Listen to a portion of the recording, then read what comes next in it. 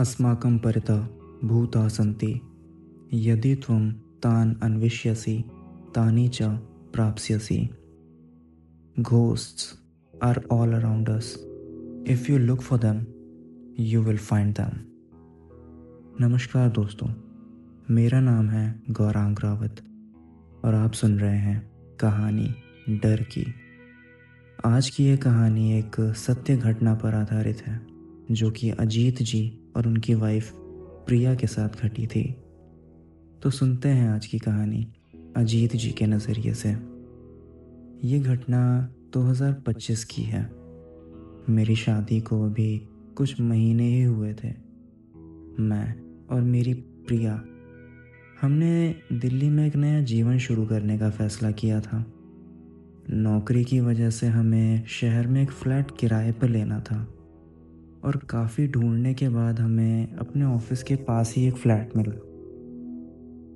ये अपार्टमेंट थोड़ा सा पुराना ज़रूर था, लेकिन हमें पसंद आया। इसमें बालकनी थी जहाँ से शहर का नज़ारा दिखता था। सबसे बड़ी बात ये थी कि ये हमारे बजट में था। मकान मालिक ने बताया कि फ्लैट काफ़ी समय से खाली है और वो इसे जल्दी से जल्दी किराए पे देना चाहते थे। हमें ये बात थोड़ी अजीब तो लगी, पर हमने ज़्यादा सोचा नहीं। फिर हमने फ्लैट किराए पर ले लिया और जल्दी इसमें शिफ्ट हो गए। हमारे शुरुआत के दिन बहुत अच्छे से गुजर रहे थे और प्रिया ने उस घर को सजाने में काफ़ी मेहनत की थी। दीवारों पर पेंटिंग्स लगाई हुई थी, बालकनी में पौधे रखे थे। इस तरह से हमने उस खाली पड़े फ्लैट को एक दोबारा से घर बना के रख दिया था। हम दोनों के लिए इस घर में शिफ्ट होना एक नई शुरुआत थी। हम रात बालकनी में बैठ के चाय पिया करते थे और अपने भविष्य के सपने बुनते थे। लेकिन ये शांति ज़्यादा देर तक टिकने वाली नहीं थी। एक सुबह प्रिया ने रसोई में सफाई करते हुए फर्श पे कुछ कांच के छोटे छोटे टुकड़े देखे। उसने सोचा कि शायद कोई पुरानी बोतल टूट गई होगी जिसके टुकड़े पड़े हुए हैं। उसने उन्हें फिर झाड़ू से साफ कर दिया, लेकिन अगले ही दिन वही कांच के टुकड़े फिर से उसी जगह पे मिले। इस बार प्रिया ने मुझे बताया। मैंने फिर भी इसे नज़रअंदाज करते हुए बोला कि शायद पहले अच्छे से साफ नहीं हुए होंगे, इसलिए पड़े रह गए होंगे। पर उसके अगले दिन सफाई करने के बाद भी वो कांच के टुकड़े वहीं पे मिले। ये काफ़ी अजीब सी बात थी क्योंकि मैंने खुद प्रिया के साथ वहाँ से उन टुकड़ों को साफ़ किया था। अब हमने फिर से वो वहाँ पे सफाई कर तो दी, पर यह घटना अब रोज़ होने लगी थी। हर सुबह हम उठते तो रसोई और ड्राइंग रूम के बीच फर्श पर वही कांच के टुकड़े मिलते। हमने फिर घर की कांच की सभी चीज़ें हटा दी, लेकिन फिर भी पता नहीं कहाँ से वही टुकड़े वहीं पे उसी जगह पे हमें हर रोज़ मिला करते। फिर कुछ दिनों बाद हमें अजीबोगरीब आवाज़ें भी सुनाई देने लगी। रात को जब हम सोते तो ऐसा लगता कि दरवाजे पे कोई खटखटा रहा हो। एक रात मैं और प्रिया सोने की कोशिश कर रहे थे, तभी अचानक खिड़की से तेज़ हवा का झोंका सा आया। हमने खिड़की बंद कर दी। फिर अचानक कमरे का तापमान बहुत नीचे गिर गया और हमें ठंड लगने लगी। प्रिया ने डरते हुए कहा कि ये जगह अब उसे बहुत अजीब लगती है। मैंने उसे शांत कराया, लेकिन मेरे मन में भी अजीब सा डर बैठने लगा था। फिर 2 दिनों तक तो सब शांत रहा और एक रात में ऑफिस के काम से बाहर गया हुआ था और प्रिया घर पे अकेली थी। वो अचानक रात में 2 बजे मुझे फिर प्रिया का कॉल आया।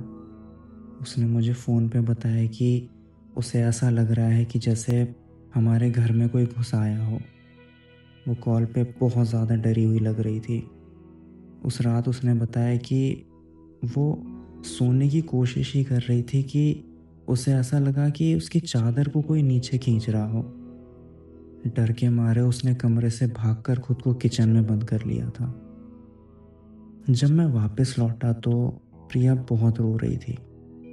उसने मुझसे कहा कि ये जगह बिल्कुल ठीक नहीं है, हमें यहाँ से चले जाना चाहिए। फिर इन घटनाओं से परेशान होकर मैंने ना जो बिल्डिंग का चौकीदार था, गोपाल, उससे बात की। वो पहले तो काफ़ी अनजान बन रहा था, लेकिन जब मैंने उसे सारी घटनाएं बताई तो उसने गहरी सांस लेते हुए कहा कि ये फ्लैट पहले एक लड़के का था। वो लड़का स्टूडेंट था और यहाँ अकेला रहा करता था। कुछ साल पहले की बात है कि एक रात को ना वो लड़का कुछ 3 दोस्तों के साथ अपने फ्लैट में गया। उसके दोस्त बहुत शराब पिया करते थे और अचानक न जाने क्या हुआ कि उनके बीच लड़ाइयाँ होने लगी। फिर उस रात हम लोगों को लड़ाइयों की आवाज़ बाहर तक आ रही थी। फिर कुछ देर के बाद आवाज़ें बंद हो गईं और उस लड़के के वो तीनों दोस्त बाहर चले गए। फिर अगली सुबह लड़का अपने फ्लैट से बाहर नहीं आया। जब पूरा दिन वो लड़का अपने फ्लैट से बाहर नहीं निकला तो मैं और मेरे साथी गार्ड ने उसके दरवाजे पे आवाज़ दी, पर उसकी आवाज़ आई नहीं। फिर काफ़ी देर के बाद हम आवाज़ लगाते रहे, पर अंदर से कोई भी आवाज़ नहीं आई।